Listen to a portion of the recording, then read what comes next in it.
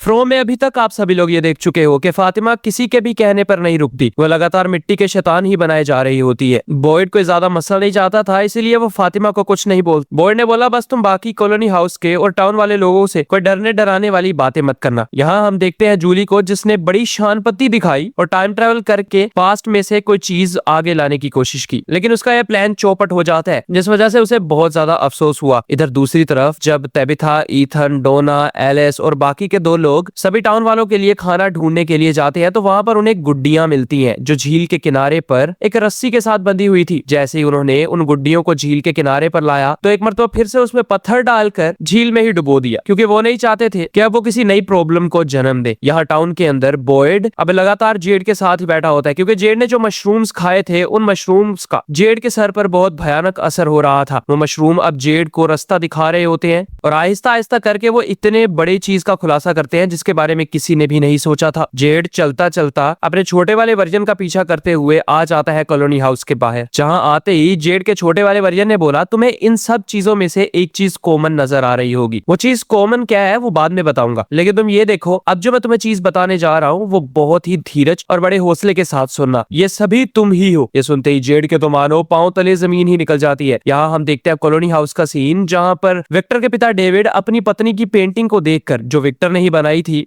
और जिस पेंटिंग के अंदर वो बूढ़ा आदमी डेविड की पत्नी यानी विक्टर की मॉम को खा रहा होता है, डेविड उसे देखकर रोए ही जा रहा था। विक्टर ने कहा आप ही को तो चुल मची हुई थी बाबा, मैंने आपको बोला था उन कपड़ों का राज बहुत ही ज्यादा भयानक है। एवे ही नहीं मेरा पेशाब निकला था उन कपड़ों को देखकर। लेकिन डेविड कहता मैं तो बिल्कुल ठीक हूँ, अगर मैं ही हौसला ढा गया तो तुम्हारा क्या होगा बच्चे। इतना कहकर डेविड किचन से बाहर हॉल के अंदर आ जाता है। वो एक औरत के पास आया और उसे कहने लगा तुम्हारे पास खेलने वाले ताश हैं या कोई ऐसी चीज जो मेरा ध्यान भटा सके। विक्टर डेविड को रोकने की कोशिश करता है, लेकिन तभी डेविड की नजर पास ही में मौजूद पियानो पर पड़ती है। डेविड पियानो के पास आया और उसे बचाने लगा और लगातार बहुत ही जोर आवाज से डेविड पियानो बजाने लगता है। इसीलिए पूरे कॉलोनी हाउस वालों की नजर और ध्यान अब सिर्फ और सिर्फ विक्टर और उसके पिता डेविड पर ही था। डेविड किसी भी तरह करके उस गम को भुलाना चाहता है जो गम अभी अभी विक्टर ने डेविड को बताया है। तभी वहां पर कैनी भी आ गया, जो डोना की गैर मौजूदगी में पूरे कॉलोनी हाउस का जिम्मेदार था। कैनी फिलहाल तो डेविड को कुछ नहीं कहता, क्योंकि विक्टर अभी भी अपने पिता के पास ही है। अगर रोकना हुआ तो विक्टर ही खुद अपने पिता को रोक लेगा, मगर कैनी आहिस्ता आहिस्ता करके आगे बढ़ा, क्योंकि उसे पता चल जाता है कि विक्टर अपने पिता डेविड को अब और नहीं रोक सकता। इसलिए कैनी ने डेविड को सहारा दिया और बोला चलिए आप ऊपर चलिए, मैं शांति से आपके साथ बैठकर बात करूंगा। लेकिन बहुत ज्यादा चढ़ी होने के बावजूद डेविड अपने बेटे विक्टर को बोलता है आखिर ये हमारे साथ ही क्यों हो रहा है। तुम्हारी माँ जिसे मैं इतना ज्यादा प्यार करता था और तुम जो मेरे जिगर के टुकड़े हो, पहले तो तुम इतने देर मेरे से दूर रहे, बाद में जब मुझे मिले तो मुझे तुमने ये बुरी खबर सुना दी। डेविड बहुत ही ज्यादा हड़बड़ी में आ चुका था, इसीलिए कैनी ने डेविड को सहारा दिया, लेकिन बेचारा डेविड रोते रोते जमीन पर गिर जाता है और विक्टर भी अपने पिता की हालत देखकर बहुत ज्यादा दुखी हो गया। यहाँ हम देखते हैं तेबिथा को, जो लगातार बेलों में बंधे हुए खोपड़ी या उस अजीब से कंकाल को ही घूरे जा रही थी जिस पर कील लगे हुए हैं, मानो जैसे तेबिथा का इससे कोई पुराना रिश्ता है। बाकी सभी लोगों ने सब्जियां इकट्ठा कर ली थी, बस अब रात गुजारने के बाद वो सुबह होते ही टाउन वापस चले जाएंगे। जब डोना आग जला रही होती है तभी वहाँ पर ईथन आ गया। डोना ने कहा मुझे अफसोस है कि तुम्हारा परिंदा बच नहीं पाया, इसीलिए इसे ज्यादा दिल पर मत लेना। मगर ईथन अब काफी ज्यादा मेच्योर हो चुका था, उसने इस टाउन के अंदर बहुत अजीब चीजें देख रखी है, इसीलिए वो डोना को जवाब देता है मैंने मुश्किलों के साथ जीना सीख लिया है। और इतना कहकर ईथन वहाँ से चला गया। यहाँ हम देखते हैं सोफी को, जो कुछ कपड़े लेने के लिए एक कबर्ड के पास आती है। वो कबर्ड सीधा ब्रैड और जूली के कमरे के बाहर वाली कबर्ड थी। अंदर कमरे के अंदर जूली लगातार ब्रैड पर गुस्सा हुए जा रही होती है, क्योंकि ब्रैड अब एक मर्तबा फिर से खंडरों के अंदर जूली को जाने नहीं देगा। जूली कहती है हमें इतनी मुश्किल से तो थोड़ी सी इंफॉर्मेशन के बारे में पता चला है, और अब तुम मुझे इस टाइम पर आकर मेरे डैड की हेल्प करने से रोक रहे हो। ये सब बातें बाहर खड़ी हुई सोफी भी सुन रही थी। तभी अंदर ब्रैड जूली को बोलता है मुझे पता था कि तुम अपने डैड के गम में बहुत बुरी चीजें करोगी, लेकिन इतनी ज्यादा बुरी मैंने सोचा भी नहीं था। तुमने मुझे बताया कि वो पीले कपड़े वाला आदमी इंसानों के टुकड़े टुकड़े करके उन्हें कच्चा ही खा रहा था। बताओ अगर मैं तुम्हें वहां से ना निकालता तो तुम तो उसी का ही खाना बन जाती। इसलिए जल्दबाजी मत करो और चुपचाप अपने पिता के बिना ही जीना सीख लो, वरना तुम मेरी, अपनी और अपने परिवार की जान भी खतरे में डाल दोगी। ये सब कुछ बाहर खड़ी हुई वो सोफी यानी वो मॉन्स्टर भी सुन रहा होता है, और सोफी बहुत ज्यादा खुश हो रही थी, क्योंकि एक जूली ही थी जो सोफी यानी उस मॉन्स्टर का राज खोल सकती है। अब जैसा कि ब्रैड जूली को उन खंडरों के अंदर जाने से रोक रहा है, तो सोफी यानी उस मॉन्स्टर का पर्दा बिल्कुल भी फाश नहीं हो सकता। और इसी तसल्ली के साथ सोफी वहां से बाहर आ जाती है। जब वो बाहर आई तो उसने देखा कि क्रिस्टी और उसकी मंगेतर जैना आपस में लड़ाई कर रहे थे। क्रिस्टी को लग रहा है कि जैना अब फिर से नशा करने लगी है, मगर जैना कहती है मैं वो चीज तुम्हें नहीं बताना चाहती जिस चीज से मैं गुजर रही हूँ, लेकिन हालात और भी ज्यादा बिगड़ बिगड़ते जा रहे हैं। इसलिए जेना लड़ते लड़ते क्रिस्टी को वही कमरे में छोड़कर बाहर आ जाती है। जब वो बाहर आई तो उसकी टक्कर सोफी से हो गई, मगर हैरानी की बात थी कि सोफी ने उसी हाथ से जेना का हाथ रोका जिस हाथ पे अभी पिछले दिन उसके चोट लगी है, और अब उसके हाथ पे जरा सी भी सूजन नहीं थी। लेकिन ये चीज जेना नोटिस नहीं कर पाती क्योंकि जेना खुद ही क्रिस्टी से लड़ाई में मसरूफ थी। जैसे ही जेना पीछे आई तो एक दीवार ने अपनी जंजीरें बाहर निकाली और हथकड़ियों से जेना के हाथ को पकड़ लिया, और जेना को वही विजन आने लगे जिसमें जेना उन खंडरों के अंदर जकड़ी हुई थी। जेना अजीब तरह की हरकतें कर रही थी, लेकिन क्रिस्टी और सोफी को बिल्कुल कुछ भी नजर नहीं आ रहा होता। क्रिस्टी तुरंत ही जेना के पास आई और उसके हाथों को नीचे कर देती है। जेना ये देख बहुत ज्यादा दुखी हो गई क्योंकि अब फिर से जेना को दौरे पड़ने लगे हैं, और ये दौरे सिर्फ और सिर्फ टाउन की वजह से ही है। यहाँ सीन कट हुआ और हम देखते हैं जेड, बॉयड और छोटे जेड के वर्जन को, जिसने कहा था तुम इन सभी लोगों में से एक कॉमन चीज को ढूंढो। जेड उन सबके पास जाता है और उन सबको बड़े गौर से देखता है। एक पर पत्थर गिर रखा था और उसकी आंखों में से खून आ रहा होता है। एक के गले को काटा हुआ था, एक की आंख में बहुत बड़ा कील था और एक बिल्कुल सही सलामत था, लेकिन असलियत में वो भी जिंदा नहीं है। जेड तुरंत ही अपने छोटे वाले वर्जन को बोलता है, मुझे पता चल गया है कि इन सब में से कॉमन क्या है। ये सभी किसी न किसी ने कत्ल किए हैं, यानी इन सभी को किसी न किसी ने जानबूझकर मारा है, क्योंकि ये मॉन्स्टर का तो काम है नहीं। मॉन्स्टर जिसे भी मारते हैं उसे चीर फाड़ देते हैं, और मॉन्स्टर के दिए हुए घाव हम अच्छी तरह से जानते हैं। जैसे ही जेड ने ये गुथली सुलझाई तो जेड को तुरंत ही समझ आ गई कि जेड भी इन्हीं की तरह मरने वाला है, लेकिन इन्हें किसने मारा है ये बात समझ नहीं आती। इसलिए जेड अपने छोटे वाले वर्जन को कहता है, मुझे इतना कुछ बता दिया, ये भी बता दो आखिर इन्हें किसने मारा है। लेकिन वो छोटे वाला वर्जन बोलता है, इन सबको यानी तुम्हें टाउन वालों ने ही मारा है। जेड कहता है, रुको रुको, ये सारे के सारे मैं ही हूँ, इन सबको मेरे ही टाउन वालों ने मारा है, आखिर ये किस तरह पॉसिबल है। मगर तभी वो छोटे वाला जेड सीढ़ियां चढ़ के कॉलोनी हाउस के अंदर आने लगा। जेड ने कहा, यार ये तो तुमने और भी ज्यादा क्वेश्चंस खड़े कर दिए, चलो कम से कम ये तो बता दो कि तैबिथा मेरी क्या लगती है। लेकिन तभी सीन कट हो जाता है और हम देखते हैं विक्टर, कैनी और डेविड को, जो विक्टर के कमरे में आकर डेविड को बिस्तर पर लिटा देते हैं। अब कैनी ने वो पेंटिंग देख ली जिस पेंटिंग को देखकर डेविड लगातार रोए ही जा रहा था। कैनी विक्टर से सारी सच्चाई पूछता है, लेकिन विक्टर कहता है, तुम भी मेरे पिता की तरह गमगीन हो जाओगे, इसलिए इस सच के बारे में ना ही जानो तो अच्छा है। यहाँ हम देखते हैं जेड को, जो छोटे जेड के साथ कॉलोनी हाउस के अंदर आ गया था, मगर हैरानी की बात थी कि कॉलोनी हाउस के अंदर कोई भी इंसान नहीं होता। खैर इस बात पर ज्यादा ध्यान ना देते हुए जेड और बॉयड दोनों छोटे वाले जेड के पीछे करते करते एक बेसमेंट में आ जाते हैं। जहाँ आते ही जेड बॉयड से कहता है, ये बेसमेंट हमने पहले कभी नहीं देखी। मगर अब हैरानी की बात थी कि बॉयड कहने लगा, ये बेसमेंट यहीं पे तो थी। जेड इस बात को समझ पाता है इससे पहले ही छोटा वाला जेड उन दोनों को अपने पीछे आने का कहने लगता है। जब वो दोनों छोटे वाले जेड का पीछा करते करते एक जगह पर आए तो छोटे वाला जेड बड़े वाले जेड से बोलता है, तुम पूछ रहे थे कि तैबिथा तुम्हारी क्या लगती है। मैं ये तो नहीं बताऊंगा वो तुम्हारी क्या लगती है, लेकिन मैं ये जरूर बताऊंगा कि उसकी किस्मत में तुमसे भी ज्यादा भयानक चीजें लिखी हुई है। और एक बात और, वो सब लोग तुम ही थे और टाउन वाले पहले तुम पे भरोसा करेंगे जैसे अब कर रहे हैं, फिर तुम उनका भरोसा तोड़ोगे, फिर वो तुमसे नफरत करेंगे और आखिरकार वो तुम्हें जान से ही मार डालेंगे। और तभी वो छोटे वाला जेड गायब हो जाता है। लेकिन बड़े वाले जेड ने छोटे वाले जेड को यहाँ वहाँ ढूंढना शुरू कर दिया और देखते ही देखते उन्हें बेसमेंट के अंदर एक अजीब तरह का दरवाजा दिखाई देता है, जिस दरवाजे को उन्होंने कभी पहले नहीं देखा था। तभी सीन कट हुआ और हम देखते हैं क्रिस्टी और जेना को, जो हॉस्पिटल के अंदर बड़ी परेशानी से बैठे होते हैं, क्योंकि अभी कुछ देर पहले जो जेना के साथ हुआ वो बहुत ज्यादा भयानक था। जेना ने कहा, मैं एक बात क्लियर कर दूं कि मैं नशा बिल्कुल भी नहीं कर रही, मैंने सिर्फ और सिर्फ तुमसे दूर हो जाने के लिए नशा चुना था। अब नशा करने के लिए कोई वजह है नहीं, तो इसीलिए मुझ पर फालतू का शक करना बंद कर दो। इतना कहकर जेना वहाँ से चली जाती है। हमने देखा सोफी को, जो उन दोनों की बहस को सुनकर बहुत ज्यादा खुश हो रही थी। यहाँ सीन शिफ्ट हुआ और हम देखते हैं डोना, एलिस, ईथन, तैबिथा, मिचेल और एक और औरत को, जो एक लकड़ी के घर में बैठे हुए रात गुजार रहे थे, मगर उन्हें लगातार बाहर से आवाजें आ रही होती हैं, ठीक उसी तरह जैसा कि कैनी ने पहले बोला था, क्योंकि सबसे पहले यहाँ पर कैनी आया था और कैनी और किसी के साथ नहीं बल्कि जिम के साथ ही आया होता है। उन्हें भी पूरी रात आवाजें सुनाई दी थी, जो आवाजें अब डोना और बाकी ग्रुप वालों को सुनाई दे रही हैं। इसी वजह से वो सब लोग सो नहीं पा रहे थे। तभी वहाँ पर अचानक से एक म्यूजिक प्ले होने लगता है, जिसे सुनकर वो सब लोग अलर्ट हो गए, क्योंकि ये म्यूजिक जब जब भी बजाए तब तब बहुत कुछ बुरा हुआ है। तैबिथा को अचानक से कुछ याद आने लगा, जिसे देखकर डोना तुरंत ही तैबिथा को कहती है, प्लीज तैबिथा अपने आप को संभालो। मगर तैबिथा ने कहा, नहीं, मुझे डर नहीं लग रहा, मुझे अजीब सी चीजें दिखाई दे रही हैं, जैसे मैं बच्ची हूँ और दो डॉल्स को पकड़ के उनके साथ खेल रही हूँ। वो डॉल्स बिल्कुल वैसी ही नजर आ रही थी जिन डॉल्स को हमने अभी अभी पानी के अंदर डुबोया है, लेकिन ये डॉल्स बड़ी है, मेरे पास छोटी डॉल्स थी। तभी वहाँ पर मेरे पिता आए और उन्होंने मेरे हाथ से गुड्डियों को पकड़कर पानी में फेंक दिया। ये सीन काफी ज्यादा भयानक था, क्योंकि तैबिथा को याद आ गया कि वो डॉल्स ठीक वही डॉल्स हैं जिन डॉल्स के साथ तैबिथा पहले छोटे हुए खेला करती थी। ये सब कुछ याद करके तैबिथा बहुत ज्यादा टेंशन में आ जाती है और अगले ही पल तैबिथा ने उन सबको इस घर से बाहर निकलने का कहा, मगर डोना कहती है, नहीं, अगर हम बाहर गए तो मारे जाएंगे, जिसके जवाब में तबीता कहती है अगर हम यहाँ रहे तो भी मारे जाएंगे, हमें जल्दी से इस जगह से बाहर निकलना होगा। उन दोनों की बातचीत चल ही रही होती है कि तभी एलिस उन दोनों को शांत रहने का बोलता है, मगर इस चीज का कोई फायदा नहीं होता क्योंकि अगले ही पल पीछे से